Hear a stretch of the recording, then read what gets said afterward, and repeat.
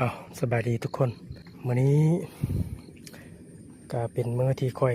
มาใส่เบ็ดเนาะใส่เบ็ดปลาข้อเนาะโดยเหยื่ออันนี้เนาะเหยื่อเขียดเนาะใส่เอาปลาข้อ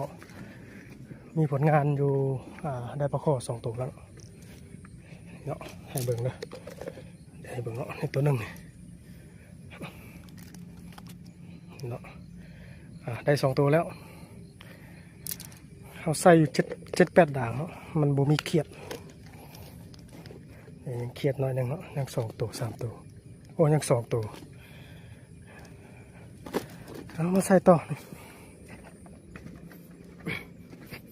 หมายต่อไปเดาไปเนาะนี่แหละใกล้ๆปุ่มไม้จุดนี้ลองเบิ่งเนาะอีกด่างหนึ่งยังเขียดอยู่2 ตัวหลังจากนี้อีกจุดหนึ่งนี่ทุกคนนี่โอ้เขียดบ่ค่อยดินไปไหนเนาะนี่เห็นบ่เอา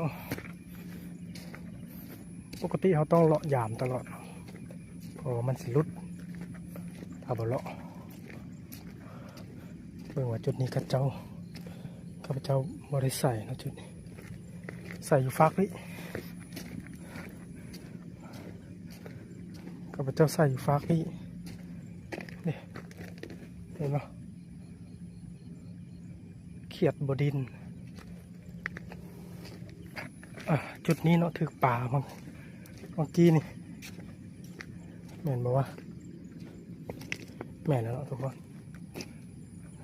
จุดนี้เลยถือป่าเมื่อกี้นี่เดี๋ยวเขาสิใส่อีกเนาะใส่ไว้ก่อน